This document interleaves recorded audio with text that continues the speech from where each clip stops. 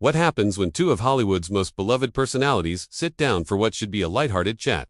But instead, the conversation takes a sharp turn into territory neither of them expected. What starts as friendly banter quickly unravels into one of the most uncomfortable moments in daytime television history. Before we get into what went down, make sure you subscribe and drop a comment below telling us what you think really caused this clash. The energy in the studio feels warm and inviting as Valerie Bertinelli walks onto the set. Drew Barrymore greets her with that signature enthusiasm she's known for.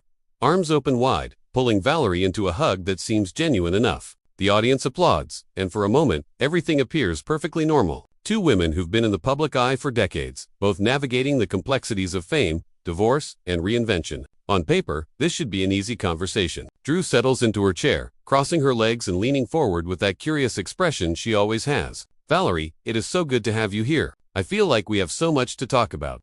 Valerie smiles, but there's something slightly guarded in her eyes. Thanks for having me, Drew. I'm happy to be here. So, Drew begins, her voice taking on that confessional tone she uses when she wants to dig deeper. I have to say, I've been following your journey, especially over the last few years. You've been so open about everything you've gone through. The divorce, the self-discovery, the cookbooks. It's been really inspiring to watch.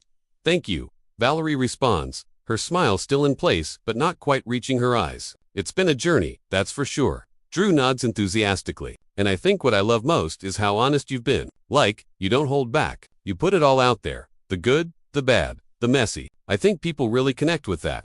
Well, Valerie says carefully, I think when you've lived as long as we have and been through what we've been through, there's no point in pretending everything is perfect. Life is messy. People appreciate authenticity. Absolutely. Drew agrees, and then she pauses. That pause that talk show hosts do when they're about to pivot into something more pointed. And speaking of authenticity, I want to ask you about something because I think it's fascinating. You've talked a lot about body image, about your relationship with food, about feeling like you were never enough. And I wonder, do you think that some of that came from the industry, or was it more internal? Valerie's expression shifts slightly. It's subtle, but it's there. A tightening around the mouth, a brief flicker in her eyes. I think it's both, she says. The industry definitely has impossible standards, especially for women. But I also think we internalize those messages and make them our own. So it becomes hard to separate what's external pressure and what's your own voice. Drew leans in even closer. Right, but here's what I'm curious about. You were on a sitcom for years. You were America's sweetheart. And then you've talked about feeling like you disappeared for a while. Do you think you put too much pressure on yourself to maintain that image?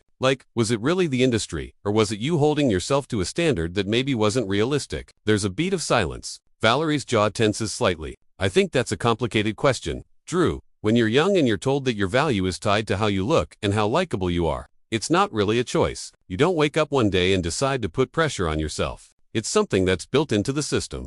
Sure, Drew says, nodding quickly. But you also made choices, right? I mean, we all make choices. And I'm just wondering if, looking back, you feel like maybe you could have been kinder to yourself. Or, if you feel like you needed to go through all of that to get where you are now. Valerie's smile is gone now. Drew, I'm not sure I understand what you're getting at. Are you asking if I think my suffering was necessary? Drew seems to realize she's touched a nerve. But instead of backing off, she doubles down in that way that feels like she's trying to be relatable, but comes across as tone-deaf. No, I'm just saying, like, sometimes we create our own narratives, you know, and I'm wondering if the narrative you've been telling about your life is the whole story, or if maybe there's another perspective. Valerie's posture changes. She sits up straighter, her hands gripping the armrests of her chair. Another perspective. Drew, this is my life. These are my experiences. I'm not creating a narrative. I'm sharing what actually happened to me. Of course, Drew says quickly, and I'm not discounting that at all. I just think it's interesting how we all remember things differently. And sometimes when we're in pain, we see things through a certain lens. And I'm wondering if now, with some distance, you see things differently.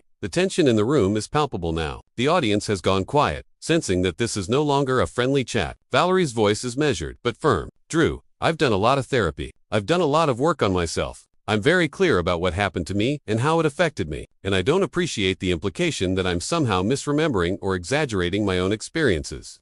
Drew's eyes widen slightly, and she puts her hands up in a defensive gesture. I'm not saying that at all. I'm really not. I'm just trying to have a deeper conversation about how we process trauma and how we tell our stories. I think it's important. It is important, Valerie says, her voice rising slightly, which is why I'm careful about how I talk about it. And I'm not interested in being psychoanalyzed on your show. Drew, I came here to talk about my cookbook, my life now, not to be questioned about whether my trauma was real enough or processed correctly. The air feels heavy. Drew tries to recover, her voice taking on a soothing quality. Valerie.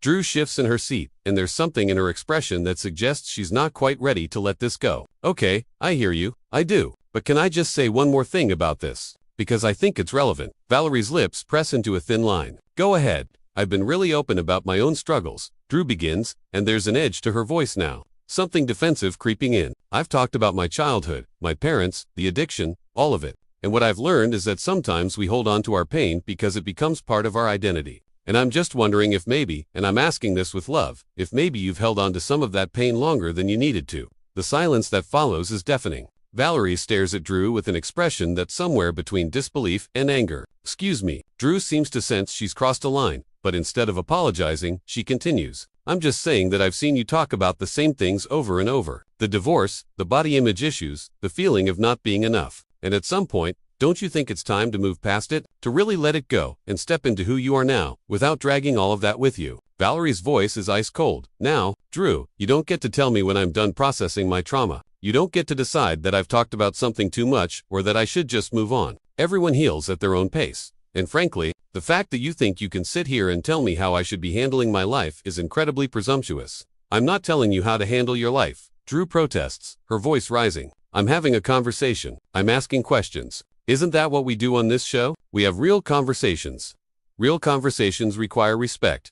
Valerie shoots back. And what you're doing right now isn't respectful. You're sitting in judgment of my healing process, and you're doing it under the guise of curiosity or concern. But what it really feels like is that you think you've figured something out about me that I haven't figured out about myself. And that's condescending. Drew's face flushes. I don't think that at all. I think you're an incredibly strong, intelligent woman. But I also think that sometimes when we're in the public eye, we get stuck in certain patterns because that's what people expect from us. And I'm wondering if you feel that pressure. Of course I feel pressure, Valerie says, her voice sharp. But that pressure doesn't negate the validity of what I've been through. And it doesn't mean that I'm performing my trauma for an audience. This is my life, Drew. These are real things that happen to me. And I get to talk about them as much or as little as I want without someone questioning whether I'm doing it right. Drew takes a breath. And when she speaks again, her tone has shifted to something that sounds almost wounded. You know what, Valerie? I think you're being really defensive right now, and I'm not sure why. I'm on your side. I've always been on your side. I'm just trying to have an honest conversation with you. An honest conversation would involve you actually listening to what I'm saying instead of pushing your own agenda. Valerie responds, you keep saying you're curious, but what you're really doing is projecting your own experience onto mine. Just because you dealt with your pain in a certain way doesn't mean that's the right way for everyone. I'm not projecting, Drew insists. And now there's a tremor in her voice that suggests she's genuinely upset. I'm trying to connect with you. I thought we could have a real moment here, something meaningful. But instead, you're shutting down and acting like I'm attacking you. Valerie lets out a short, humorless laugh. Drew, you literally just told me that I'm holding on to my pain as part of my identity and that I need to move on. How is that not an attack? Because I'm saying it with love, Drew says, and there's desperation in her voice now. I'm saying it because I care, because I see you struggling and I want you to be free. I am free, Valerie says firmly, and I don't need you to save me or fix me. I'm doing just fine on my own. What I need is for you to respect my journey and not try to rewrite it to fit your narrative of what healing should look like. The audience is completely silent now. You can feel the discomfort radiating through the room. Drew's producer is probably losing their mind in the control booth, wondering how to salvage this train wreck. Drew tries one more time, her voice softer now. Valerie, I'm sorry if I've upset you. That was never my intention. I really do admire you, and I think you've done incredible work. I just wanted to have a deeper conversation. A deeper conversation is fine, Valerie says, her voice still tight with barely controlled anger. But what you're doing is not that. You're interrogating me. You're questioning my choices, my healing, my truth. And I don't know if you realize this, but that's exactly the kind of thing that keeps women stuck. We're told that we're too emotional, that we're too sensitive, that we need to get over things faster. And when we don't, we're accused of wallowing or making it our identity. Drew's mouth opens and closes. That's not what I'm saying.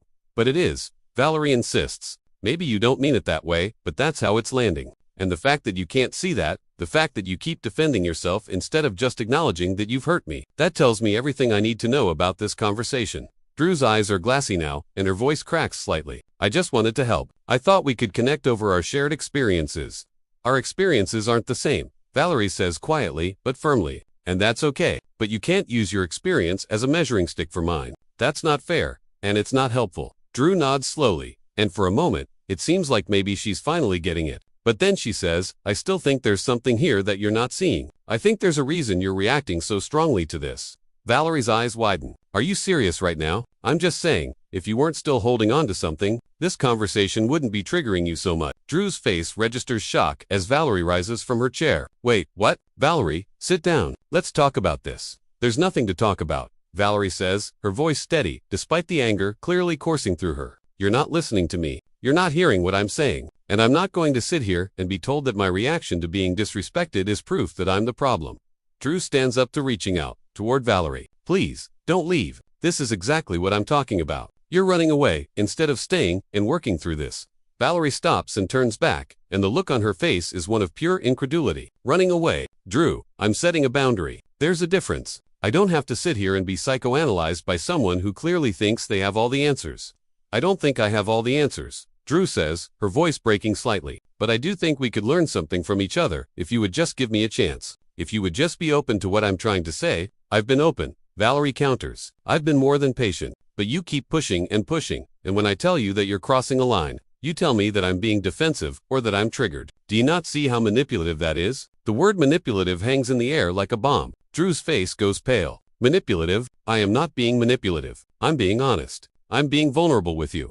No, Valerie says firmly. You're using vulnerability as a weapon. You're framing your criticism as concern, and when I push back, you act like I'm the one being unreasonable. That's textbook manipulation, whether you realize it or not. Drew's hands are shaking now, and there are tears in her eyes. I can't believe you're saying this to me. I invited you onto my show. I've been nothing but supportive of you. And now you're standing here calling me manipulative in front of my audience.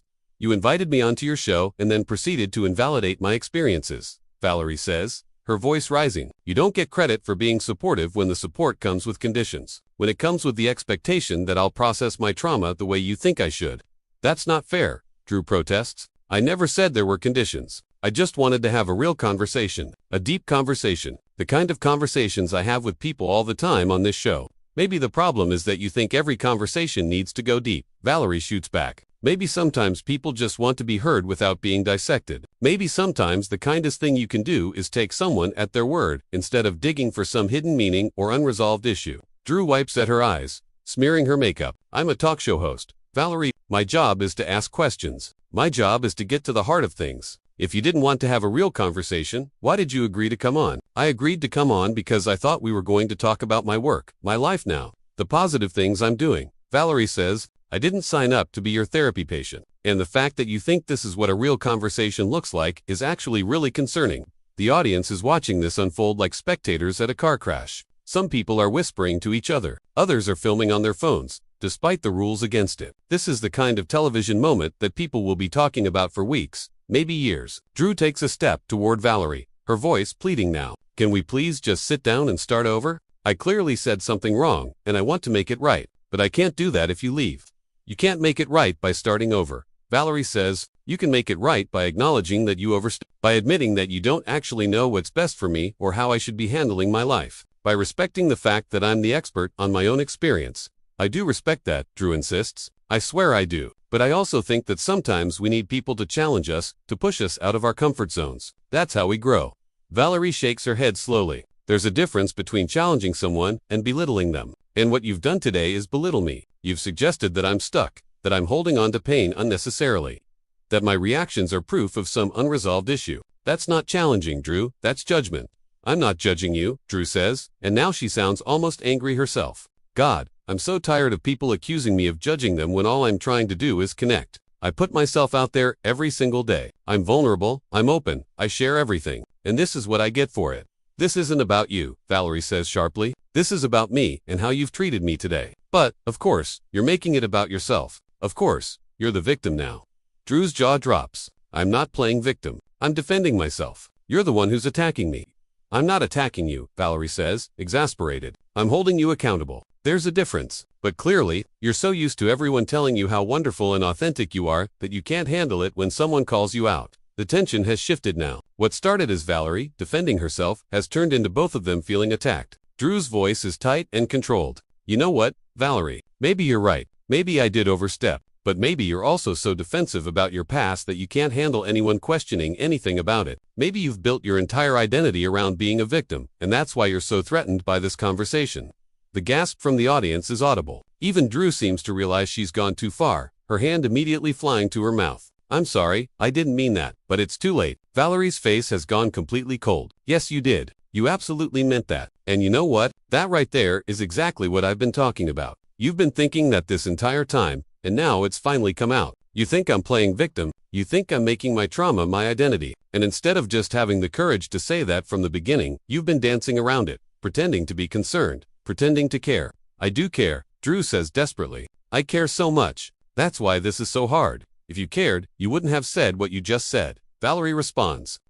Drew reaches out again, her hand trembling. Valerie, please, I said, I'm sorry. Can we please just talk about this like adults? Valerie's laugh is bitter. Like adults, Drew. Adults don't get to say horrible things and then act like an apology erases them. You just told me, on national television, that I've built my identity around being a victim. Do you understand how damaging that is? Do you understand that you just did exactly what you've been accusing me of being too sensitive about? I was upset, Drew says weakly. You were attacking me, and I lashed out. I'm human. I make mistakes. We all make mistakes. Valerie agrees. But your mistake revealed what you really think about me, and that's something I can't unhear. You've been sitting here this entire time thinking that I'm playing victim, that I'm milking my trauma, and instead of being honest about that judgment from the start, you dressed it up as concern and curiosity. Drew's voice rises in frustration, because I was trying to be kind. I was trying to approach it gently, but you wouldn't let me. You kept shutting me down and accusing me of things I wasn't doing. You weren't being kind, Valerie says firmly. You were being passive-aggressive.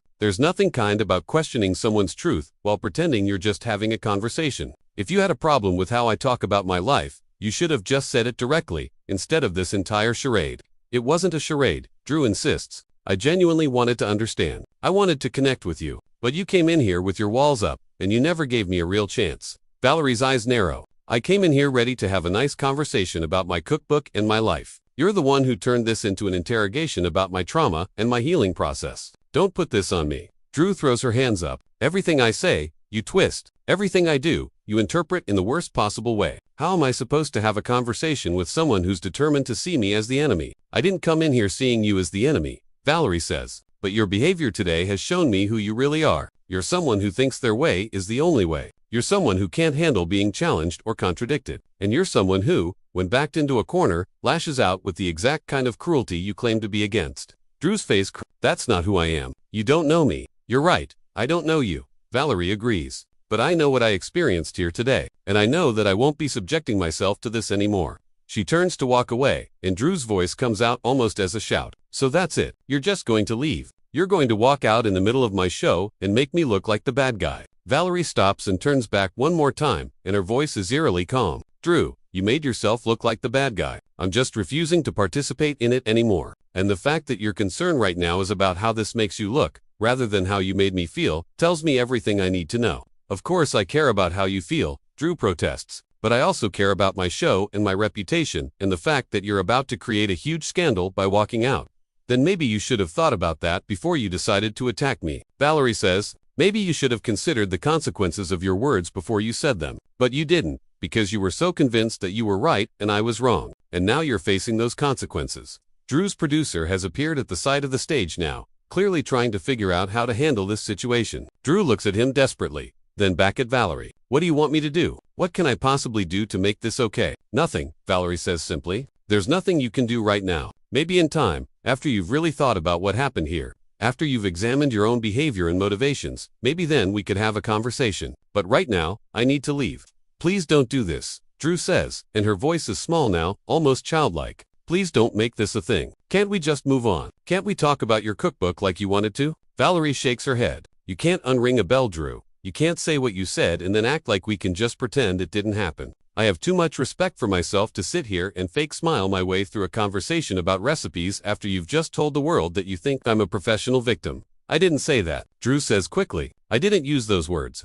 You didn't have to, Valerie responds. The meaning was clear. And honestly, the fact that you're still trying to parse your words and find some technicality that makes you less wrong, that's just more proof that you don't get it. You're not sorry for what you said. You're sorry that I'm reacting this way.